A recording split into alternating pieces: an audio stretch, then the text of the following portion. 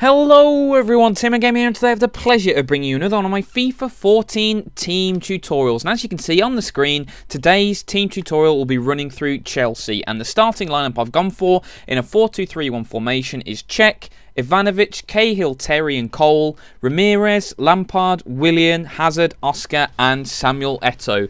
And Chelsea gave me a pretty big problem when I'm thinking about this team tutorial because they just have so many good players. They have so many good players, but they have a couple of positions especially which are just loaded with talent. So it took me quite a while to actually nail down what I consider to be their best starting lineup. And there are a couple of difficult decisions I've had to make.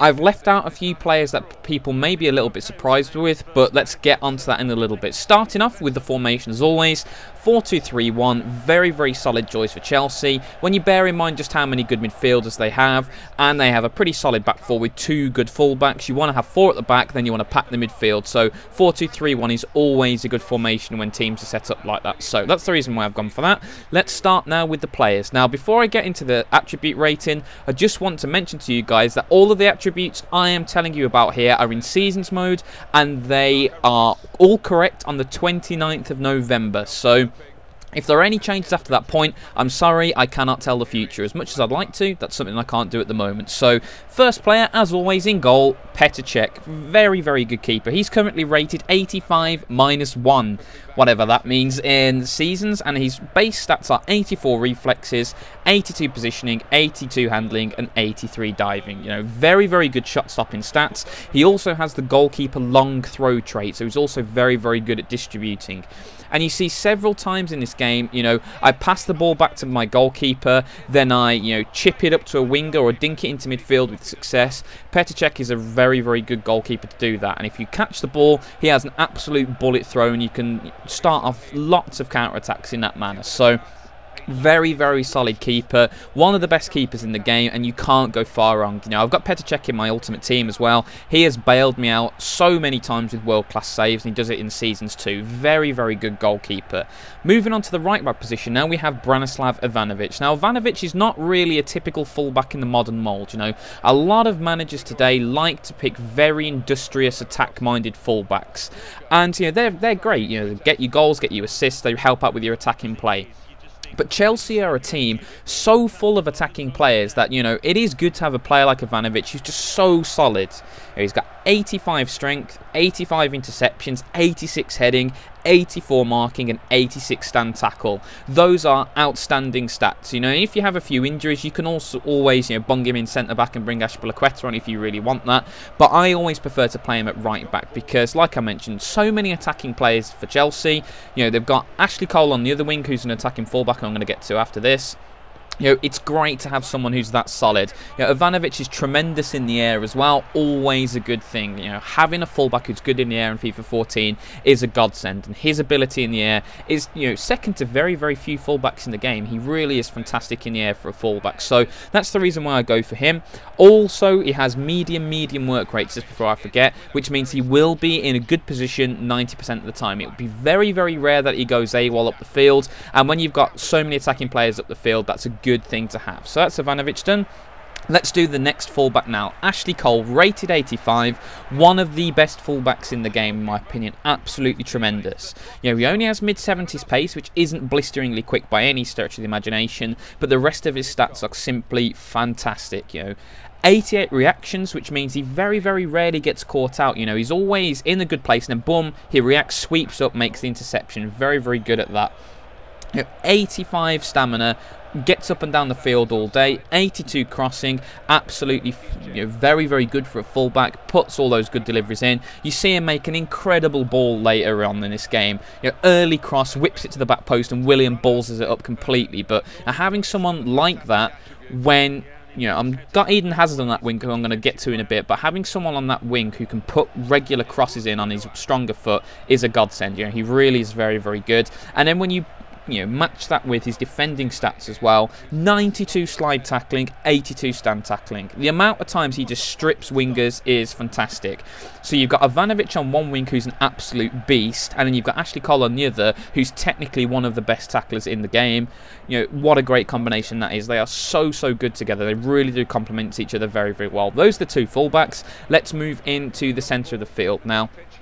Chelsea have three very good centre-backs to consider here.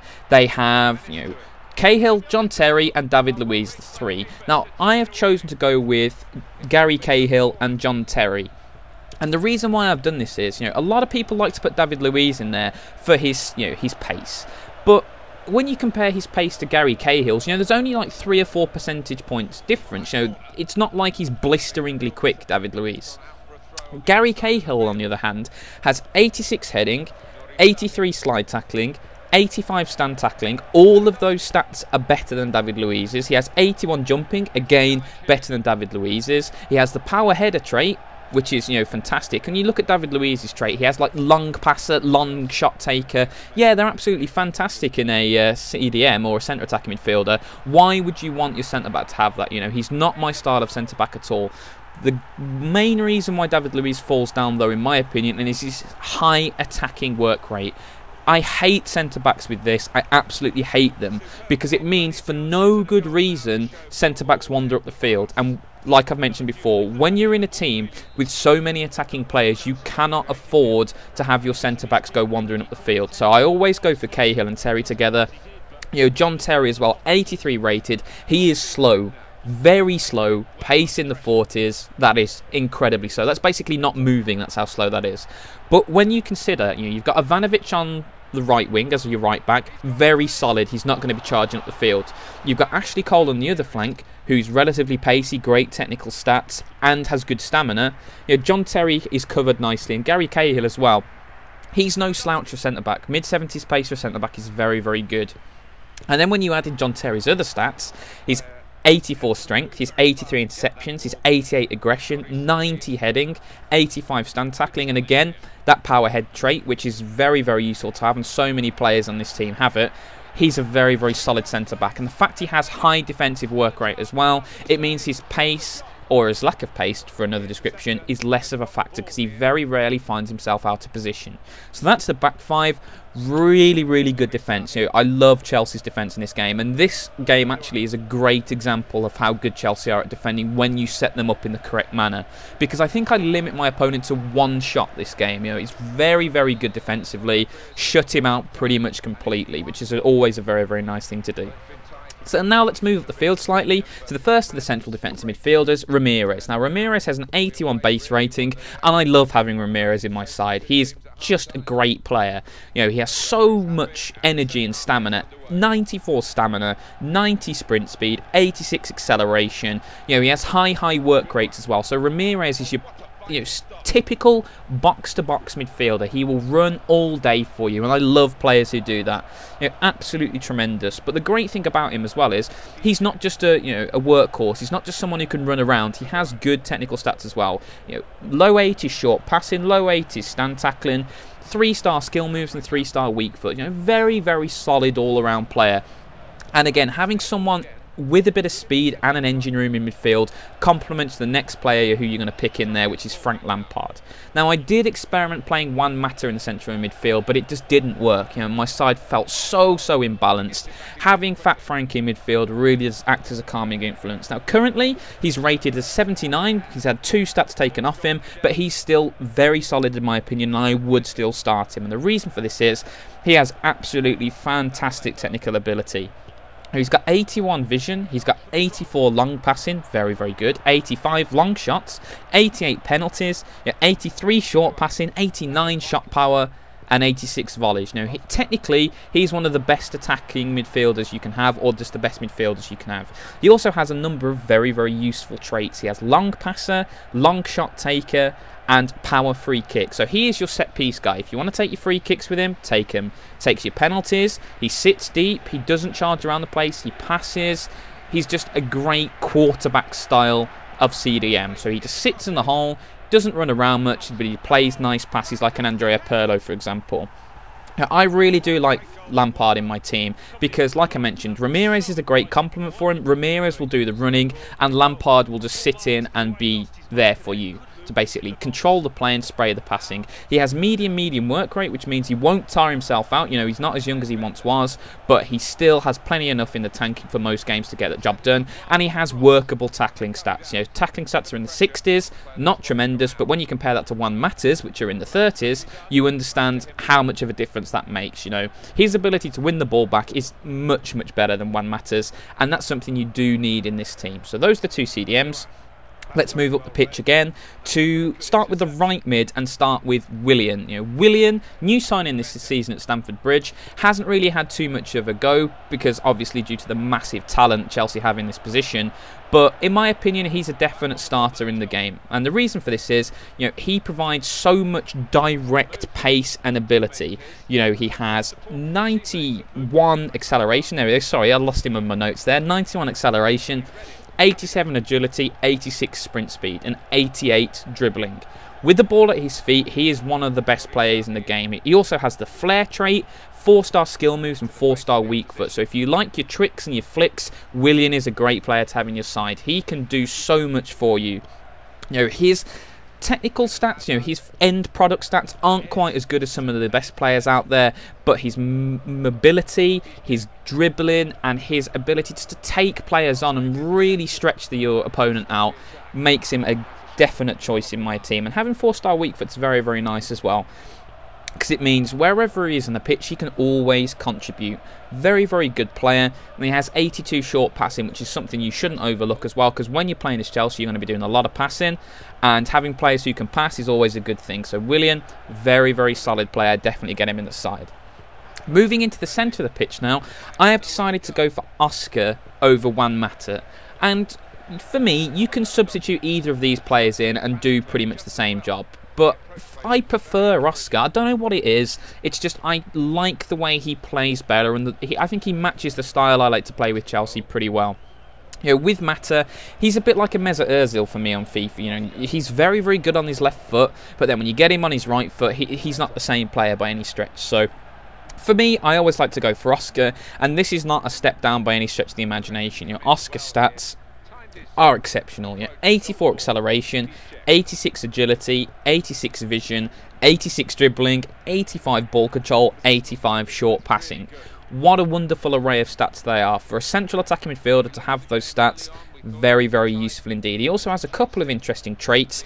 Once again, he has 4-star skill moves and the flair trait, so fits in nicely with Willian as a skilled player who can, you know, do some interesting things. He also has long shot take, which I find an interesting trait for him to have. His long shot ability is not fantastic, you know, it's a 78, solid, you know, not incredible, but if you're in a bit of space, it's always worth having a ping with him. You saw in the first half, you know, I hit the bar. I've scored a couple of nice long goals with Oscar before. He's just a good, solid player to have, and I do enjoy playing with him. So that's Oscar. Let's move across the pitch now to Eden Hazard. Now, Eden Hazard has an 85 base rating, a very solid rating. Won't see too many players in the world with better ratings than that, apart from the true superstars of global football. You know, he's great on the ball.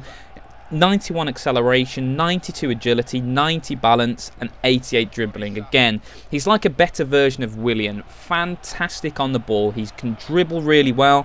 Again, 4-star skill moves, can tear players apart. 4-star weak foot, very useful.